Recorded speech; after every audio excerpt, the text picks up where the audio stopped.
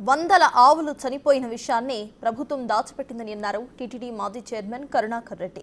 గోవులపై అవగాహన లేని డిఎఫ్ఓను అధికారిగా నియమించారని మండిపడ్డారు ఆయన. అసలు ఆవులు ఎందుకు చనిపోతున్నాయో పోస్ట్ మార్టం కూడా చేయకుండా ప్రభుత్వం నిర్లక్ష్యం వహించిందని ఆరోపించారు. జగన్ పాలనలో 500 దేశావళి ఆవులు తెప్పించామని గుర్తు చేశారు.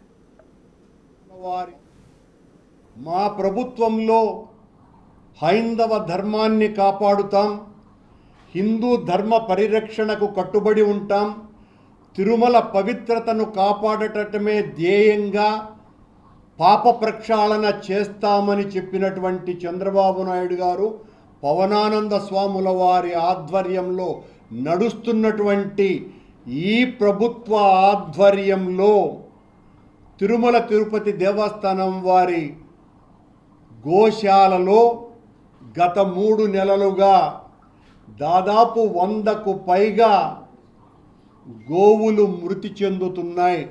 దీన్ని దాచిపెట్టేసినారు. ఎంత దారుణమైనటువంటి పరిస్థితి అంటే సాక్షాత్తు వెంకటేశ్వర స్వామి ఆలయ తలుపులు తెరిచేటువంటి వ్యక్తి కూడా గో సంరక్షకుడు.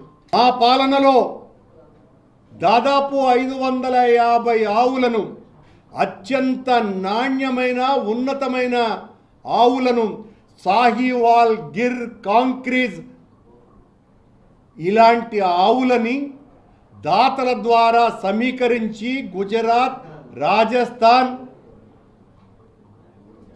ఇలాంటి పంజాబ్ నుంచి ఆ ఆవులను దాతల ద్వారా సమీకరించి వెంకటేశ్వర స్వామికి అనునిత్యము 1500 లీటర్ల పాలును అన్నప్రసాదాల వినియోగం కోసమని, అక్కడ జరిగేటువంటి అనేక కైంకర్యాల కోసమని ఈ స్వచ్ఛమైనటువంటి ఆవులతోనే స్వామివారికి నివేదన చేయాలా అన్నటువంటి మహత్తరమైనటువంటి ఆలోచనతో మా జగన్మోహన్ రెడ్డి గారి పాలనలో ఆలోచన చేసి 550 ఆవులని రైల్వే మంత్రితో నేరుగా ఆనాటి అధికారులు చర్చించి రైల్వే వ్యాగన్ల ద్వారా వాటిని ఇక్కడికి తరలించి వాటిల సంరక్షణ కోసమని పెద్ద ఎత్తున మేము కార్యక్రమాలు చేస్తే ఆ ఆవులకు పుట్టిన దూడలు, ఆ ఆవుల దుస్థితి ఈ రకంగా ఉన్నది.